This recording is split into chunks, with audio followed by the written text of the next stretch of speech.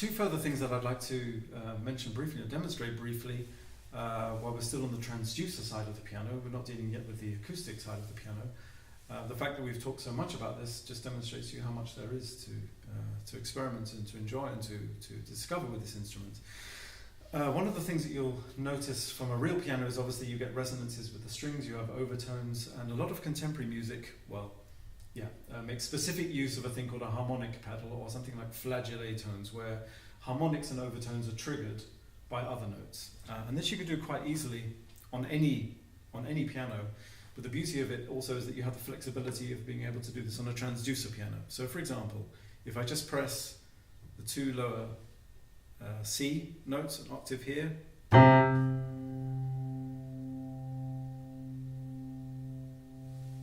so what you hear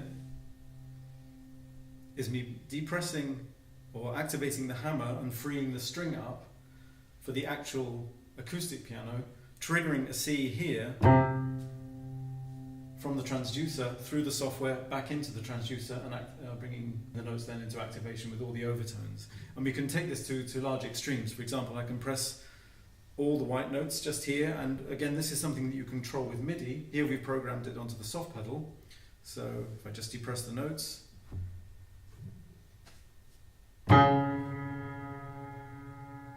here you've got a whole octave, or rather the white notes from C to C at the bottom here, active as a resonant frequency, a kind of echo chamber, if you like, reverb chamber.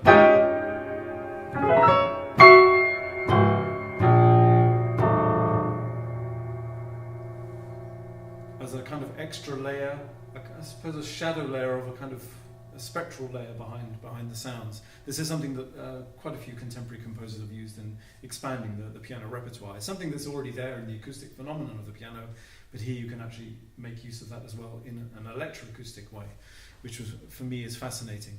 And obviously you have the natural resonance of the piano as well.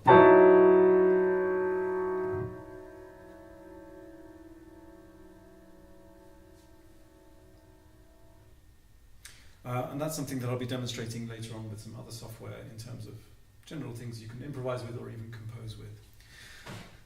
One of the other settings we've programmed here is that not only you can have regular tuning intervals, here we've tried to kind of look at aspects of quarter tone music. For example, if I choose a preset here, which is very easy to do, we've split an octave over 2 octaves.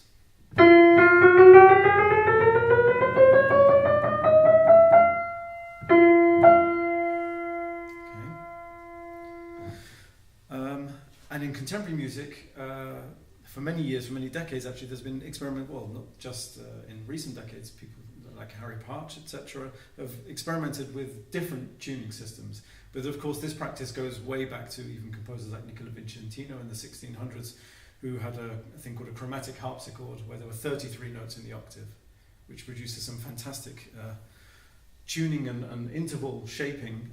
But here we've kind of laid them out over 2 octaves. So to play it as a regular piano, if any regular pianist sat down and would just play regular notes, you can immediately create interesting things.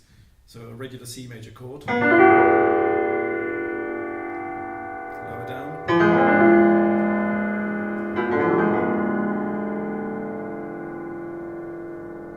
has almost a kind of diminished feel to it.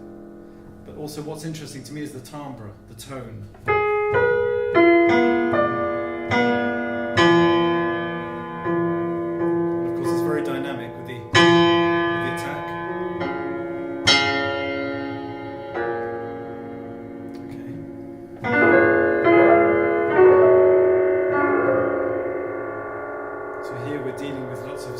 And overtones in between the notes, which I find very, very exciting. And again, this is something that you can program in absolute detail. Your own tuning systems you can build up, as well as a huge patch of things that are available to you. And what's also interesting is that this is a kind of point at which I'd like to bring in the acoustic piano with the use of the hammer stop, releasing the hammer stop, so we still have the MIDI signal being triggered, but I'm actually triggering the acoustic piano as well. And this is where it gets even more interesting. So C, there we are.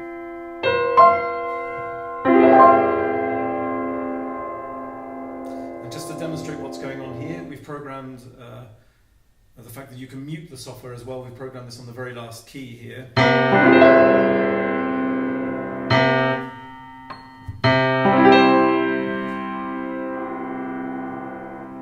can just turn it on and off. So you can already hear the spectral difference.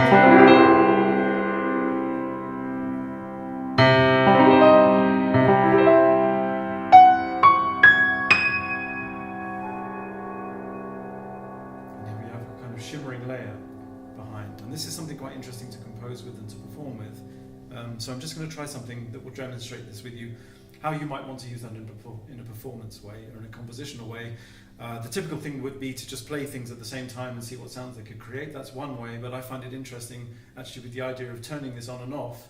You can create layers and dialogues between the layers. And as with every instrument, it's not just what the instrument can do, it's what it allows you to do with it to develop things and to develop your own practice. Not in any way is this a basic instrument, but it just allows you to do so many things, and that's where it gets very exciting for me. So this is very spontaneous, and that's how it should be. So it's a test of the instrument and of me, so there we go.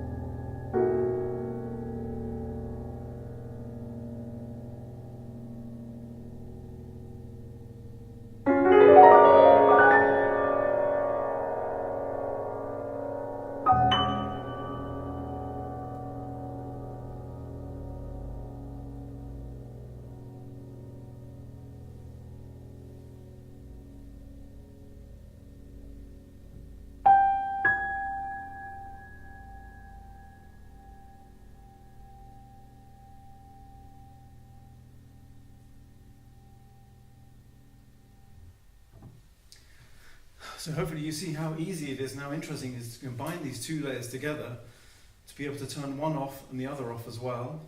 This is something that all musicians have to build into their performance practice. Anyway, you have to do that when you're learning an instrument. There are different parameters you need to control as part of your performance practice.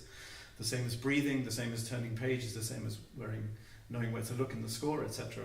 And this is no different. And when you extend it to these parameters, then you can create very, very interesting sound worlds. And again, the interesting thing for me is not just the very superficial attack of something, which every instrument can do, it's what's beyond the attack. Is there something interesting? Is there something of worth to listen to? And with a software like this in combination with the piano, there is. And if it gives me that amount of kind of sonic landscape and perspective to listen into, then that is a wonderful thing that I can work with in terms of sound color, performance color, and compositional color.